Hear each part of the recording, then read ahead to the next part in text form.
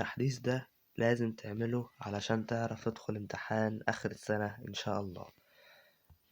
هنفتح التابلت علشان نشوف هنعمل التحديث إزاي. أولا ندخل على برنامج النوكس اللي موجود على التابلت. طبعا أنا دفعة الشرقية موجود هنا اهو. هندخل بعد كده على الثلاث نقط اللي موجودين هنا كده. بعد كده ندخل على أباوت آخر واحدة.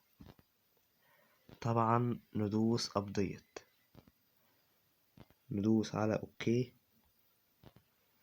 طبعا هيفتح معانا هنا كده متجر جوجل بلاي.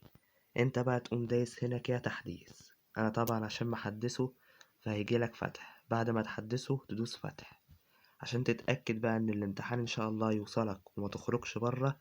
هتروح هنا كده لازم تتأكد ان الرقم ده موجود، اللي هو 23/03/256/08. لو الرقم ده موجود اعرف ان انت كده محدث تطبيق النوكس على اخر حاجة الوزارة عاملاها. اتأكد من دي عشان دي ان شاء الله اللي تدخل التطبيق ده ان شاء الله، والتحديث ده اللي هيدخلك على الامتحان. والسلام عليكم ورحمة الله وبركاته.